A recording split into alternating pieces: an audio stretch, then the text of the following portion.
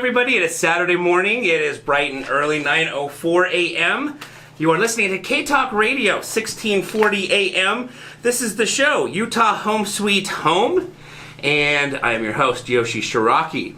And today, we are going to be going over some pretty cool things. Last week, we had our guest, Matt Atkinson, who shared, he's been studying from Tony Robbins, Keith Cunningham, Garrett White, Tom Hoff, the name goes on and on, some of the biggest mentor coaches in entrepreneurship, business, mindset out there. And he came in and shared, being that it's the end of the year, some of the things that he's learned studying from these great individuals who have accomplished so much on how they accomplish these goals. Matt came in and shared what he's kind of learned over the last several years from them. We then, over the week, had a great response to that. We had comments coming in through Facebook saying, okay, great, Matt talked about goals and hitting these goals and the mindset you need to have to crush your goals, and but how do you actually do that? How do you actually set a goal? So what I thought I would do today is dive into the process of not only just setting a goal, but then creating the roadmap to achieve your goal. It's one thing to say, I want to do this. And oftentimes a goal is something we have no idea how to accomplish. Maybe we have a little idea. I shouldn't say no idea. Maybe we have a little idea. Something we've looked up on YouTube or Google, but we don't know all the fine details.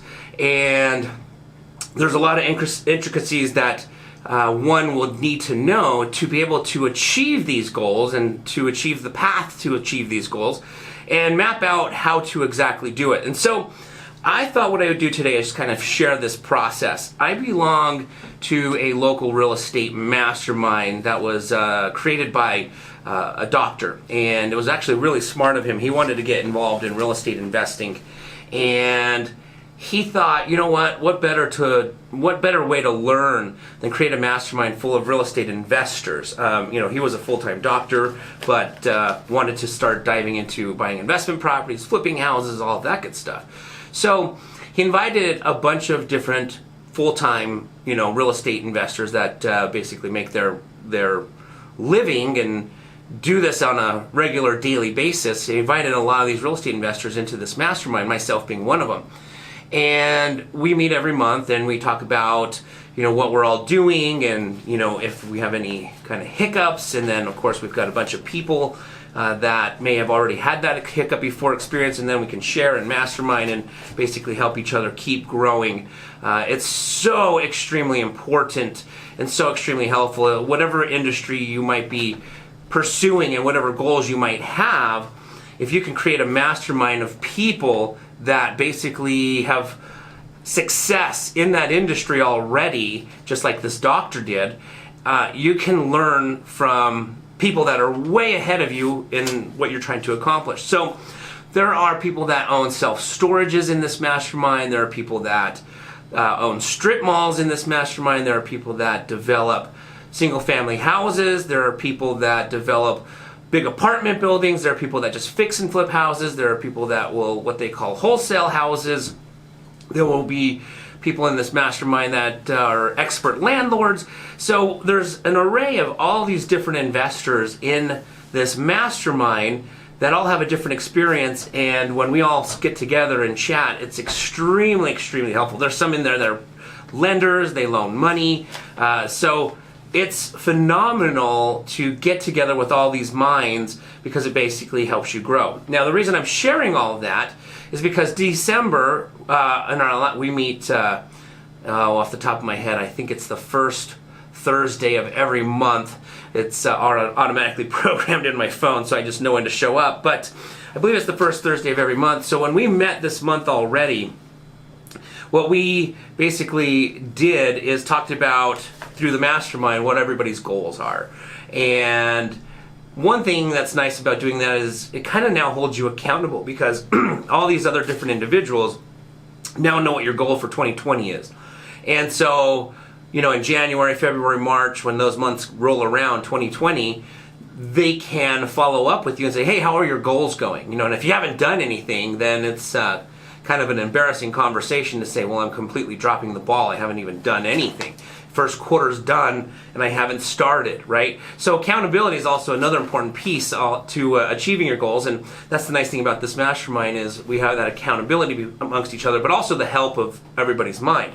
So we went through one by one and kind of discussed all of our goals, which is extremely powerful because it kind of pushes you also to grow. You hear, the guy next to you who owns a strip mall having a goal to own another strip mall, and it might create a bit of subconscious competition in your mind, which is always good. When you want to reach your peak at something you're doing, typically a competitive atmosphere helps you reach that peak versus a non-competitive atmosphere. If you go out and play basketball in your driveway by yourself, you're less likely to play as hard than if you're actually playing in a competitive game, if that makes sense. So being in this atmosphere creates competition, it creates accountability, and it also gives you the access to all these minds. So, super important if you're going to try and crush a goal out there is to kind of get surrounded by these individuals. Now,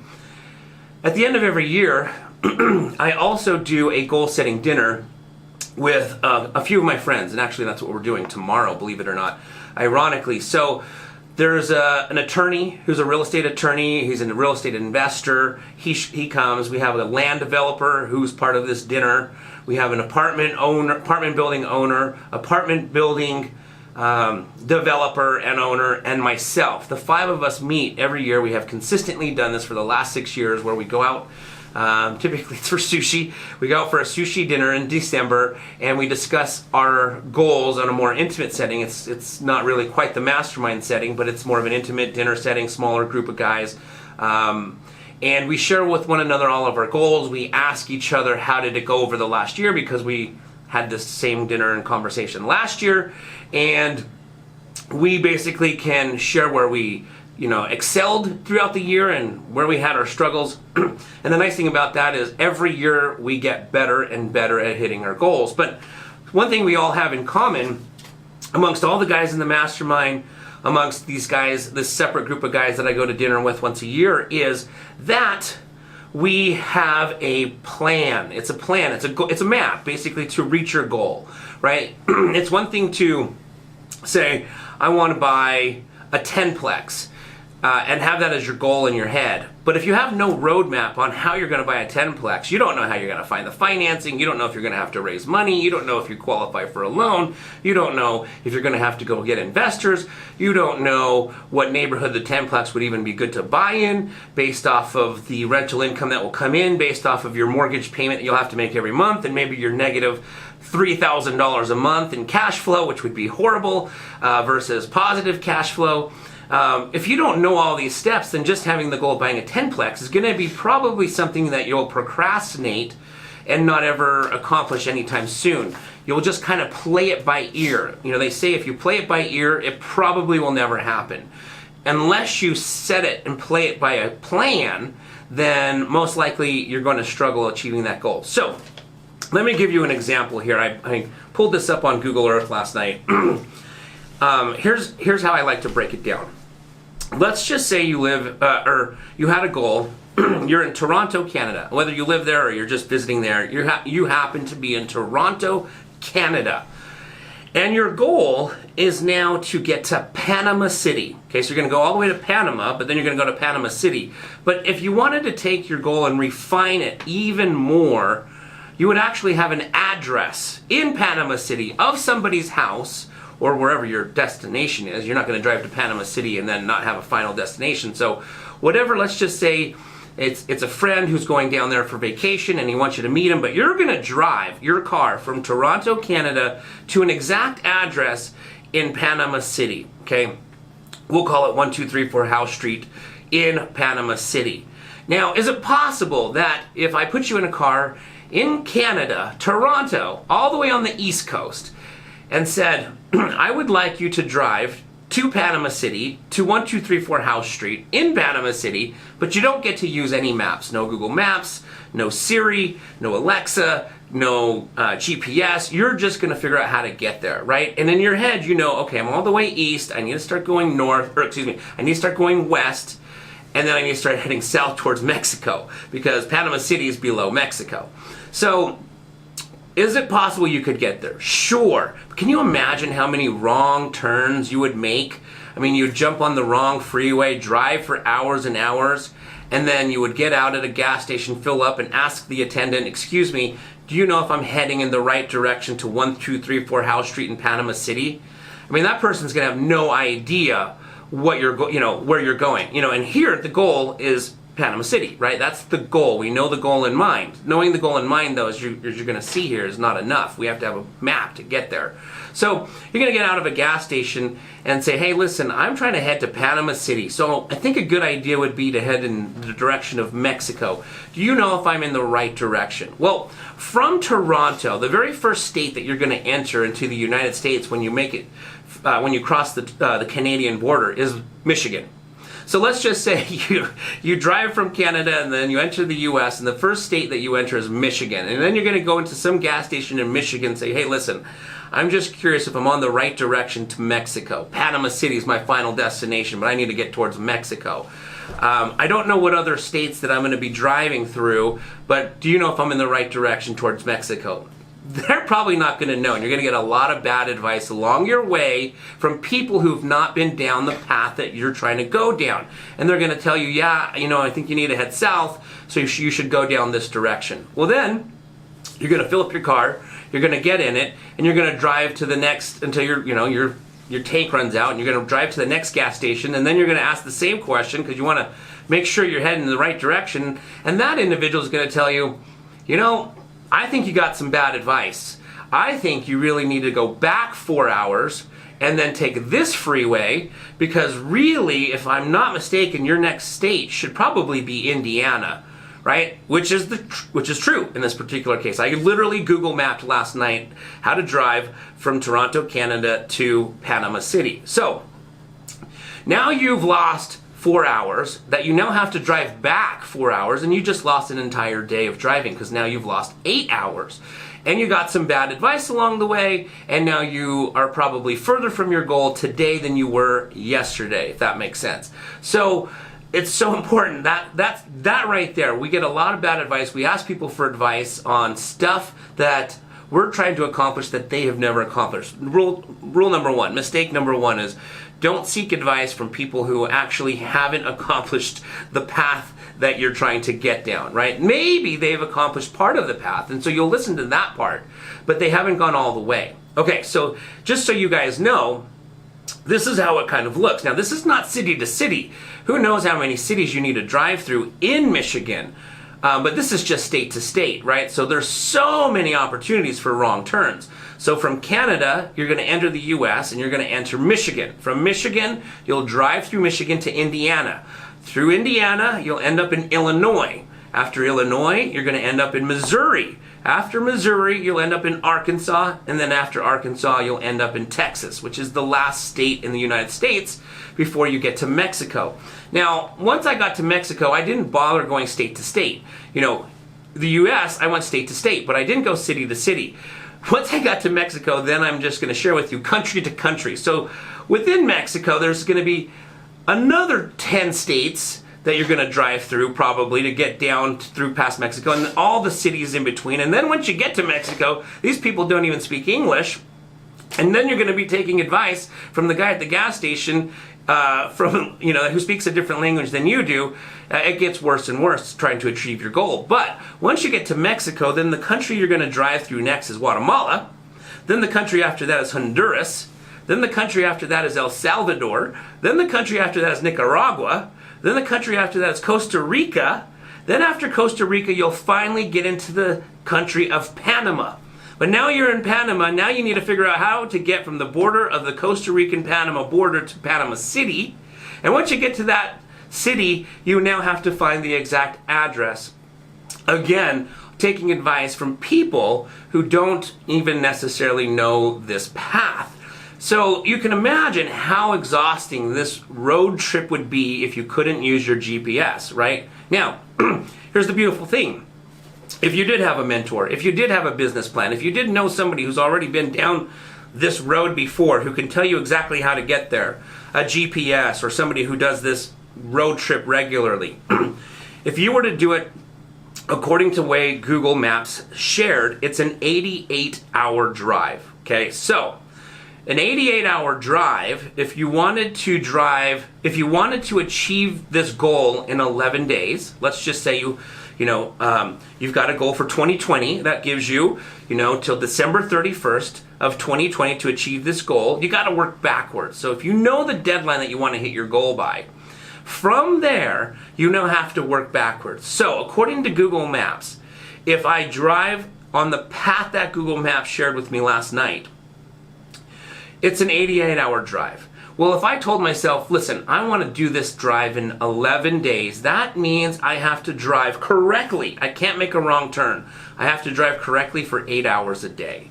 Right? If I make a wrong turn and go off an hour and then have to come back an hour, that 8-hour day is now turned into 10 hours because I lost an hour going one way and had to come back.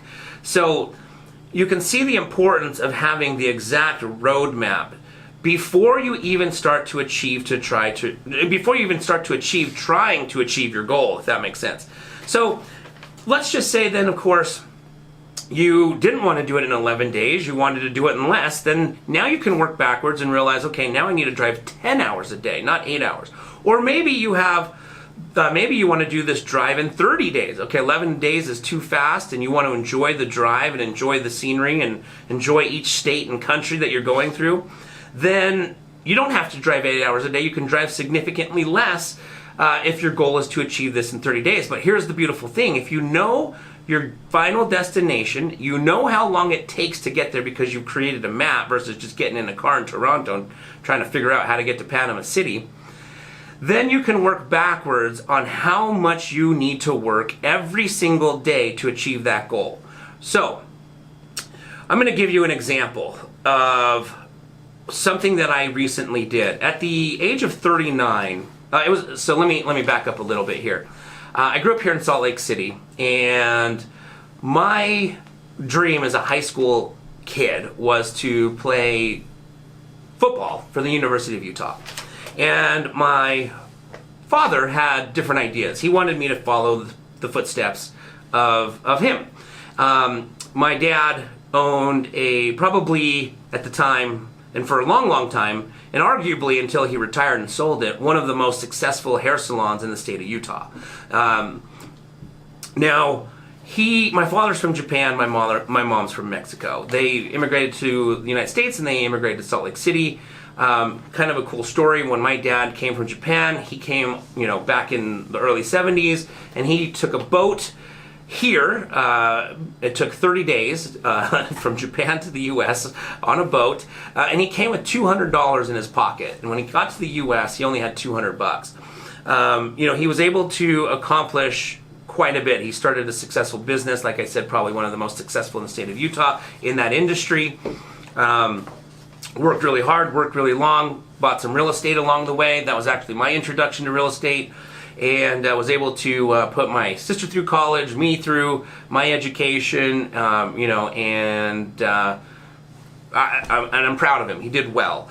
We lived a comfortable lifestyle growing up, and so he had some goals, and luckily I had kind of him as an early mentor to see what hard work really looks like.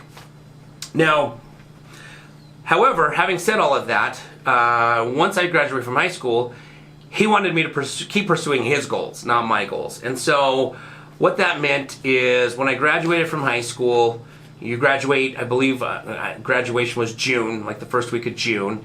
And then I went to the University of Utah for one class for one quarter, really just to kill time, because January 4th was my first day of hair school in London, England. So my father wanted me to follow his footsteps. So he, at the age of 18, shipped me out to London, England, where I lived by myself and went to hair school for a year. And then from London, came back to Salt Lake City, Utah, and he told me at that particular point, because I had gone to the best hair school in the world back in 1992, that coming back to Salt Lake City to pursue a hair career is probably not the best idea. So then he shipped me out to New York City, where I lived for 19 years, and pursued that industry. Was a hairstylist to Anderson Cooper, Matthew Broderick, Joan Osborne. Those were some of my clients. I was Anderson Cooper's personal stylist for 6 years. I'd go to his house. I'd go to the CNN office. I'd go to hotels if he was traveling, and I would basically cut his hair so he always looked good on CNN. But because he shipped me to London at the age of 18, that took away my dream of playing college football, because I was not going to the University of Utah. I was now going to a hair school, the Vidal Sassoon Academy in London, England. So that was probably one of the biggest blessings in disguise that I didn't realize until I was much, much older, like, late 30s. I didn't realize the pain that having that dream taken away created a motivated mindset for me for years to come, even to this day. So when you lose something that hurts so bad because you wanted it so much, and I'm not saying I would have even made the team. I wanted to just try out for the University of Utah, and I can accept failure. If I would have got cut, I would have got cut. But having the ability to even try out is really what hurt. My dad says, you're not going to go to college, you're not going to play football, you're going to go follow my footsteps, and you're going to be a successful hairstylist. And I was one of the, at that time, I like to give an analogy. You have the NBA. Everyone in the NBA is a great basketball player, but then you have the all-star team, which means these are the best of the best in the NBA. If there was like an all-star team back when I was at my peak as a hairstylist, I would have probably played on that all-star team. So I was, exceptionally good at that industry. I was involved in it for 19 years at the highest level in New York City, probably the fashion capital of the United States. And so I enjoyed that career, but what happened was, by having the opportunity to try and play college football, it made me now have the biggest regret that I didn't get that chance to play college football. And I told myself I will never let that happen again, which is great, because now I've pursued, literally everything I've ever wanted to do, I've pursued. Just kind of a side note, I was an amateur boxer. I was an aspiring Olympian in the sport of skeleton. Didn't make the Olympic team, but I tried. I published a book. I invented a product that now sells worldwide. It's called Snap Leash. It's a dog leash. Invented it and patented it. I mean, we'll talk about that a little bit here, because I had to create the roadmap for that, because I had no knowledge on the pet industry at the time, but went from zero knowledge to the pet industry to now selling this leash worldwide. And so that dream of playing college football being taken away from me basically drove me to now never have that regret again. It was so painful. I said, I'll never have that regret again. I can accept failure, but I can't accept not attempting to try. So at the age of 39, I'm sitting at the Real Salt Lake soccer team, professional soccer team we have here, and I happened to be friends with Nat Borchers. Nat Borchers was on the team, and he actually got traded to the Portland Timbers towards the end of his career. Got injured, and now he's the commentator for the Portland Timbers. But that season, I had gone to every single home game, every single Real Salt Lake game, because I got free tickets from Nat Borchers, a friend of ours that invited a bunch of us to every single game. And I was sitting there, and while watching a game one day, I leaned over to my wife, and I was like, how cool would it be to be down on the field versus up here in the stands, right? And it just brought me back to wanting to play college football. I pull out my phone, literally right there in the stadium, and I Google, is there an age limit to play college football? What I didn't know, to my surprise, is there is no age limit. You can play college football at any age. There's no cutoff. And that day I made the decision to attempt to try and play college football by the time I was 40. Turned out to be a 2-year experience, because 1 year wasn't enough to get back into shape and lose all the rust. I was incredibly rusty. I can't remember the last time I had ran a zigzag or a route, a football route or anything like that. And there was a lot of rust. But I knew that I wanted to play college football. And so I was like, okay, I'm 39. I got a goal to do it at 40. Well, here's what would have been cool. If I would have gotten, and we'll get to the part, but what ended up happening is the NCAA rejected my eligibility. Kind of the same thing. I didn't even get to try out because the NCAA didn't even allow me to try out. After 2 years of training twice a day, investing in this trainer, it was kind of like my dad taking it away from me when I was a kid. It got taken away again, which was so painful because, again, I couldn't handle trying out and not making the team. I just couldn't handle not even getting a chance to try out. But here's what I knew. At 39, I was going to attempt to try and play college football by the time I was 40. Now, I don't know anybody, in fact, nobody in history has ever done that, played college, Division I should say. There are people who've played college football over the age of 40. I think there was a gentleman he was 65, I think, and he was a punter for like a division, a small school somewhere, I don't remember where, but a smaller school. Kind of read his story. But there's never in history been anyone who's ever played college football at the Division I level after the age of 36. I think that was the oldest. So I knew that I wasn't going to find somebody who's done this path before. But what I did know is I could find somebody who's done the next best thing. And that was an individual by the name of John Madsen, who played for the University of Utah. He has a really cool story as well. You can follow him on Facebook. Awesome dude. He never even played high school football. Think about that. Never played high school football. Didn't play football all through high school. Decided he was going to try and play basketball at, I think he said Snow College. I'm not sure. Somehow, football coach got a hold of him. He ended up playing football. I think it was Snow. I'm not sure. A smaller school here in Utah. University of Utah ended up wanting him. He then went and played for the University of Utah. And then the story gets better. He then went on to the NFL and played for the Oakland Raiders. So, John Madsen, through a connection of a friend of mine who played with John by the name of Bo Nagahi at the University of Utah, who I happen to be friends with. I called Bo, and Bo says, you should connect with my friend John. He started a gym where he helps high school kids get ready to try and make it to the college level of sports. And then he helps the college kids who are now trying to go to the NFL get ready for that. And so he obviously has been down that path before. He was a great mentor to all these kids. So for 2 years, I hired him and worked with him, and of course his trainers that he have there at the gym. Elliot Dole was a big influence in in those 2 years of training me and getting me ready. Elliot played college football, was trying to play professional as well, and great mentor. And so I trained twice a day. We'd train in the morning in the gym, and then in the afternoon we'd go to the field. And this was kind of fun. At the age of 39, Cody Barton, Jackson Barton, Tyrone Smith were all in high school. They were going to Brighton. Cody and Jackson were going to Brighton High, and then Tyrone Smith was a recruit from Fresno.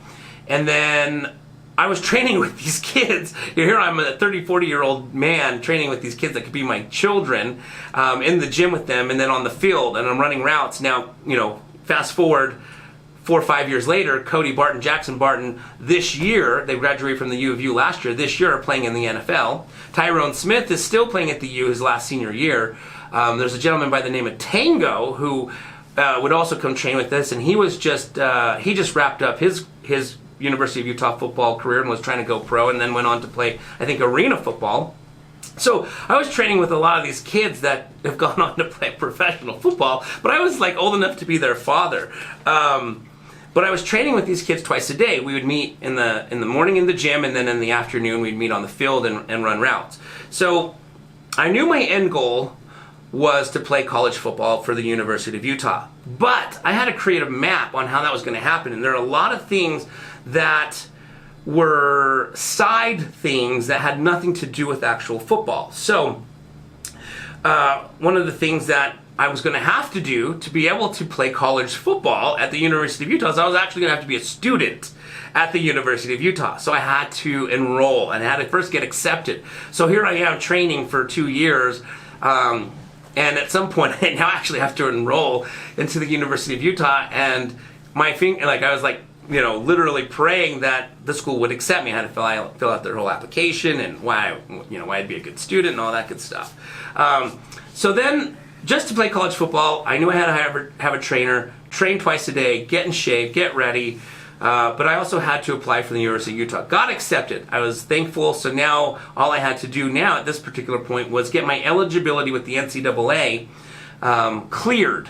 And they do that in two ways, academically and athletically. Now, athletically, I was totally cleared because I never, ever went to college full time, so it never started my athletic eligibility clock. I went to the University of Utah for one class for 1 quarter to kill time before I moved to London, England to pursue hair. So, athletically, I was golden. However, academically, here's where the hiccup came in. Because I was 39 and graduated from high school at the age of 17, over that period of time, the NCAA has changed their their academic requirements 3 times. So they're now requiring kids who are going to high school today to take classes that didn't even exist when I was in high school. So obviously, academically, when they pulled up my transcripts from high school, they informed me that I was missing classes because those classes that they were required today didn't even exist when I was, in high school. Had I gone to college back when I graduated from high school, I would have been good to go because I academically and athletically would have qualified. But because it's evolved and changed 3 times since I was in high school, academically I did not qualify. So then I had to go through this whole process where I was trying to get grandfathered in to the old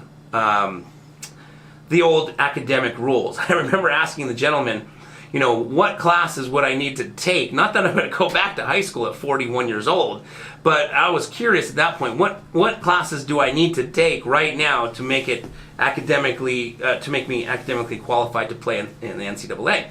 And, he gave me the list, but then he informed me, but just so you know, you only have 12 months after you graduate from high school to, make this up. So you've passed that deadline.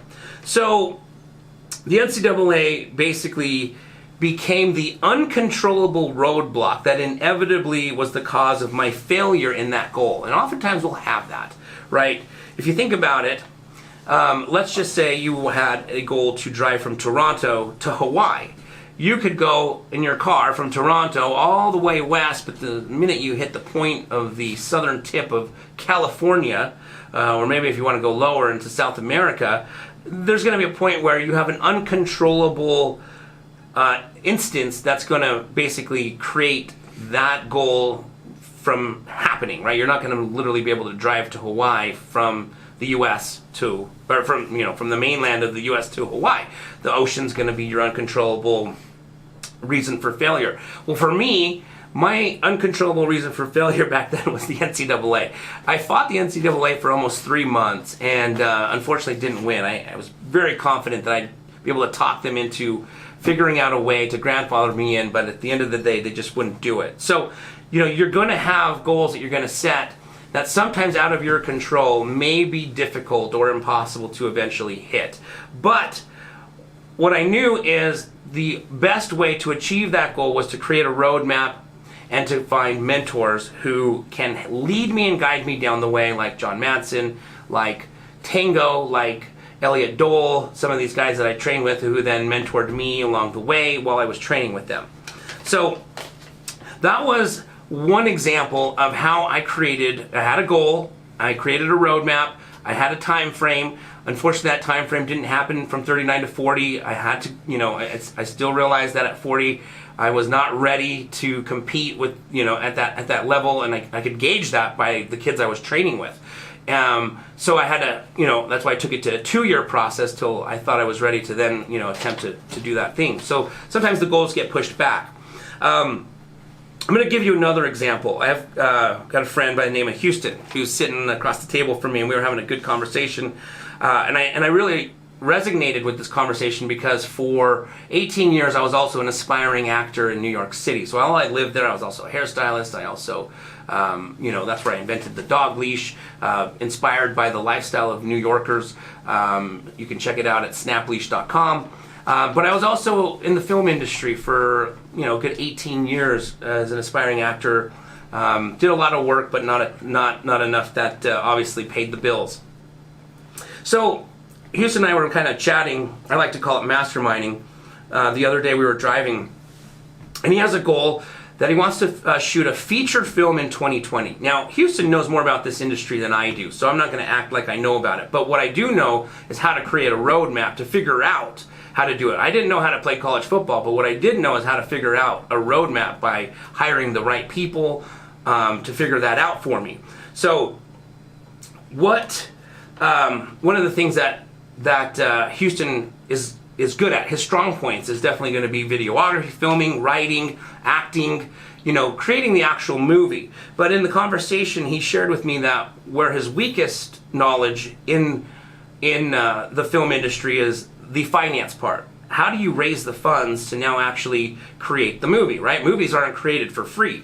Those major movies have massive budgets, but of course then you have smaller movies that have smaller budgets. So just knowing how to film and edit and act and all that stuff is not enough if you don't have the funds. It'd be like saying, and that's even if you have the roadmap. That'd be like saying, okay, I just went onto Google Maps. I have the path to drive from Toronto, Canada to Panama City. I now know how to do it. I now know where I need to sleep. I'm going to drive 8 hours a day for 11 days, and this is where I'm at, this hotel, that hotel. I'm going to eat at this restaurant. You could have the map perfectly planned out, but if you don't have a dime to your name to pay for your gas, your hotel, your food, I don't know if you can stay alive. I don't know if the human body is capable of staying alive for 11 days with no food. But if you don't have the budget to do this vacation, to do this road trip, then it's probably not going to happen. So kind of the same thing. You might have the knowledge on how to create the movie, but if you don't have the budget to actually fund it, then it's probably not going to necessarily get produced, at least not anytime soon. So, if that was the case, then some things to keep in mind is, one, maybe either learning how to raise money, find investors, or team up with someone who does is probably a good step to head us in the right direction, because now you need to get the money to produce this film. So, as far as the roadmap, you're going to also, you're going to need to figure out how to get the funds. Now, the goal here is to film a feature film by the end of 2020. Now, I don't know the answer to these things, but this is how my mind works. If I need to hit that goal by the end of 2020 and film this feature film, then I need to know a few things. How long does it actually take to write the script of a feature film? I have no idea. To write it, when I published a book, it took months and months and months. I don't know, that's publishing the book. That's not necessarily writing the book. The writing part took a lot less. But let's just say hypothetically, if I'm not mistaken, there was a show that was super popular in the late 90s, maybe late 90s, called Friends. Jennifer Aniston, Courtney Cox, all these actors were in it. That 30-minute show, that 30-minute episode that aired, there were 14 writers that were responsible for each episode. That show had 14 writers, and so if you're just starting off and you've got one writer, it could take some time to come up with the right content, to film this. So let's just say hypothetically for this example, it takes 2 months. So now you need to write, and this is starting from scratch. Houston might already have a script done, so I'm not necessarily talking directly to him. This is in general. But let's just say you're starting from scratch. Now you know it takes about 2 months to write the script to create a feature film. And the feature film requirement, I believe, is 71 minutes. Is that correct, Houston? 72. If your movie is 71 minutes, you are now considered a long short. So you have to hit 72 minutes to now be considered a feature film. That's a major accomplishment, to complete a feature film. So let's just say hypothetically it takes 2 months to create a feature film, to write it. Now, how long does it take to cast and find locations for a feature film? While living in New York City, while being an aspiring actor, one of the things that I did to pay the bills when I left the hair industry to pursue acting full-time is I worked at a casting director's company. And casting could take months to find the right actors and cast for these projects that we were working on. Let's just say that's a 2-month project right there. And sometimes it was, depending on the project that was going to be filmed. It took 2 months of auditioning so many people to find the right person. Then you have location scouts. And these people go out and they find the right locations where the location mimics the scene that you want to create in this movie. And let's just say hypothetically that takes a month. So now you're 5 months into this, right? Now, how long does it actually take to film the feature film? Well, I remember working on a Dr. Pepper commercial for television. That's what, 45 seconds long? And we filmed for a week for 14 hours every single day. It's like so long, just for 45 seconds on TV. So, a feature film can take months and months and months, but for the sake of this example, let's call it 3, right? So now we're 8 months into it. Okay, well then after that, you have, and this is assuming you've now gone out and raised the funds. You've got the money to do this now, right? So if you don't, then add another 2 months on that because you got to go raise the funds. But now you have to edit this film, right? And I don't know how long editing will take when you film a feature film and you've got a 72-hour production that you've now filmed for way past 72 minutes. You've got all this film. Now you have to condense it and edit it down to 72. The editing process can probably take several months. So, you're now a good 9 months into this, give or take this project, and your goal, let's say hypothetically, is to do it in a year. So, the reason why, and let's just add that extra month. Let's say it takes you a month to go find the funds, because we're going to start from scratch. This example is from scratch. So now you're 10 months into this project to get a feature film done, about a give or take. So, going back to that statement, if you play things by ear, they typically don't happen. So if you didn't have a roadmap and you said, you know what, my goal 2020 is to film a feature film, I'm going to figure it out. But if you don't work on a daily basis and you lose 2 months, January, February goes by, all of a sudden you're in March and you realize it's a 10-month project and now you only have 10 months left. You have no window now left to, to basically miss, so that you don't miss achieving your goal at the end of 2020. Now your goal gets pushed into 2021. So by now knowing, okay, this is a 10-month project, and I've got 12 months to work with, what do I need to do every single day to make sure that I'm working at least Monday through Friday, at least, like in our example of driving to Canada, from Canada to Panama City, we knew that if we wanted to do it in 11 days, we had to work on our goal 8 hours a day. We had to drive 8 hours a day. So if I worked backwards and said, okay, the way this math is going to work, if I'm going to find money in 30 days, I need to make phone calls for 4 hours a day to raise funds, right?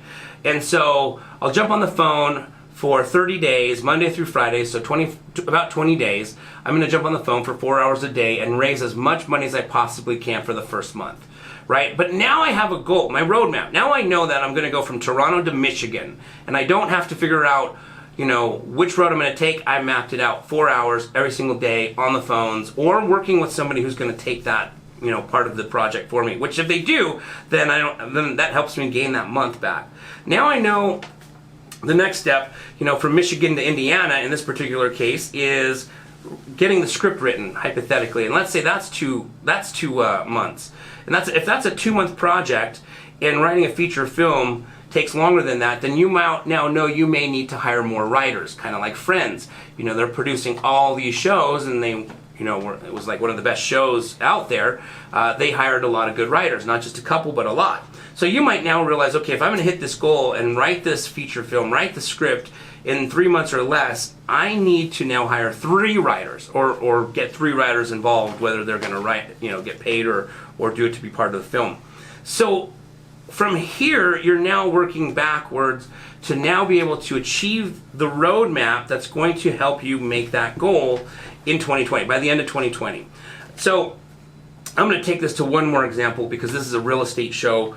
We're going to talk about real estate being the goal. Okay, so let's just say hypothetically, switching gears here, we went from sports to film to real estate as far as goals. Let's just say your goal is to purchase your first rental property. You're starting from scratch. The first thing that you want to know is hypothetically, Tony Robbins talks about having, a 1-year goal, 5-year goal, and 10-year goal, and then, so on and so on. And then from that 1-year goal, you could back it up to monthly goals, weekly goals, daily goals to confirm that you're going to make that annual goal. And if you hit that annual goal, you're going to have the right momentum to hit your 5-year goal, to hit your 10-year goal, and so forth. So what we want to decide is, let's say you're wanting to get involved in real estate, but you know that the end game for you really is to own a 20-plex, okay? And for a long time, for me, I thought about, okay, how do I create my real estate goal? Is it that I want to own a 20-plex, or is it I want a certain amount of passive income that supersedes my expenses? I had a mentor tell me once that you're financially free when your passive income supersedes your monthly expenses. So, what does that mean? Well, if I think the average American has approximately $3,000 to $5,000 of monthly expenses by the time they pay rent or their mortgage, by the time they pay for their car payment, by the time they pay for food. It's usually around $3,000 to $5,000. Now that's average. You're going to have people that have a way lavish lifestyle, and it's going to be way more expensive than that. But let's just say it's $5,000. So what does that mean? If you want to be financially free, that means that you have to at least have enough passive income of $5,000 so that every month, if you slept all 30 days and never got out of bed except to, eat, then at the end of the month, your passive income comes in and it can pay your monthly expenses, and now you're financially free. You're hypothetically retired. So what's more important, and like I said in the beginning, I thought I want to own a 20-plex because it sounded cool. But then I started realizing, if the 20-plex is negative $10,000 a month cash flow, that's a terrible goal to have, right? I needed to be more specific. So for me, I was like, okay, let's set out a goal to have financial freedom where my income supersedes my expenses. So there's a couple ways to do this. You can have free and clear real estate. So you have a house. Let's say you have a house. Let's use the example of $5,000 of passive income. You can go out and let's just say that you buy your first investment property, and because there's a mortgage payment, by the time you pay the mortgage, you get paid your rent, and by the time you take that rent and pay the mortgage, there's $100 left of cash flow, right? If you only have $100 of cash flow, but your monthly expense is $5,000, how many houses are you going to need to be financially free? 50. You're going to have to go out and buy 50 houses that produce at the cash flow of $100 to be able to have that $5,000 financial freedom, right? Which is doable. I have a lot of friends that have, way more than 50 doors. And so the other avenue is you could be, some other investors out there are a little more simple. They say, I don't want 50 houses. That's a lot of management. That's a full-time job. That's a big headache. But what if I had, here in Salt Lake, hypothetically, let's just say that, what if you had 2 to 3 houses free and clear? Okay, let's just say you buy a house in a neighborhood that rents for $2,000 a month. That's all day. That's a lot of places in Salt Lake. But let's, for this example, say you're in a neighborhood where the house rents for $2,500. Okay, if the house was free and clear, and you had 25. Now, keep in mind, we're not talking about expenses. This is a very basic example, just strictly rental income. There's obviously going to be expenses, taxes, maintenance, property management if you're not going to manage yourself. But hypothetically, super basic. Let's just say you have one house that rents for $2,500 and you have no mortgages, free and clear. How many houses then do you need to be financially free at $5,000? Only 2. So you can have 2 houses that you pay off, and hypothetically you can retire as long as your monthly expense isn't over $5,000. Or you can go buy 50 that cash flow $100 a month. Now, of course, in 30 years, when those 50 properties are all free and clear, you're going to have a way bigger cash flow, right? So you need to know what your first goal in mind is. Where, in this case, what's Panama City to real estate? Well, it might be for some of you $10,000 a month of passive income, right? And in that case, it's only 5 houses free and clear here in Salt Lake City. Again, this is free and clear example. It'd be a lot. It'd be 100 houses if it wasn't free and clear in the example of $100 cash flow. So you now need to know, how many houses do I need to go buy so that I can achieve this $10,000, $5,000, $20,000 passive income every month, so that I can feel good enough to retire because I'm now financially free, because my rental income supersedes my expenses. So once you know that number, you can work backwards. So the first thing you're going to do is you're going to work backwards from, let's just say hypothetically, 2 houses. How many houses? Okay, if it takes approximately 15 to 30 years to pay off a house, how quick do you want to be financially free? Well, in order to be financially free, these 2 houses need to be paid off 100%. So you might set a goal that you want to do this in less than 10 years, right? So you're gonna stay at your job, you're gonna work hard, you're gonna put all the rental income back into you're never gonna take a cash flow, you're gonna take the rental income, pay off one of the houses. Once that house is paid off, you're gonna take all that cash flow, put it into the next house, and hypothetically you could get these 2 houses paid off in about 10 years. And that's realistic. I know a lady who did 6 houses, because 6 houses here in Salt Lake was enough money that she felt she could live a very comfortable retirement throughout her career, throughout the remaining of her life, excuse me. So she bought 6 houses, and in 6 years, she paid them all off. She didn't quit her job. She worked. She paid extra on each of those, each of those houses to get them paid off super quick. And then in 6 years, she could officially retire. So it's so doable to do this in 10 years. So now you're working backwards. Well, now I need to buy a house today. And now what do you have to, it's not just buying the house. Now you have to look at other things. You got to look at financing, you got to look at lender, right? It wasn't just about, for me, playing college football. I now had to enroll into the University of Utah to become a student. So now you've got all these things that you got to look into. You've got to look into financing, you got to look at what you're qualified for, you want to look at the neighborhood that you're going to buy in. Are you going to buy a duplex? Maybe you'll buy a duplex or a fourplex. And if you bought a fourplex, maybe you just need 1 free and clear fourplex versus 2 houses, right? How simple do you want to keep your asset? Do you want 50 doors or 4 doors under 1 roof? So from here, you basically know now what your goal is based off of the cash flow you want to make. You now know that you want to do this within 10 years. So now you know how much every single month you're going to have to put extra into those mortgage payments so that they're free and clear in 10 months versus 30 months, so that in 10 years versus 30 years, so in 10 years, whether you're 20 years old, 30 years old, 40 years old, whatever, you can retire, right? You're just basically going to take your destination like Panama City, in my example that I spoke about earlier on the show, and you're going to work backwards from there.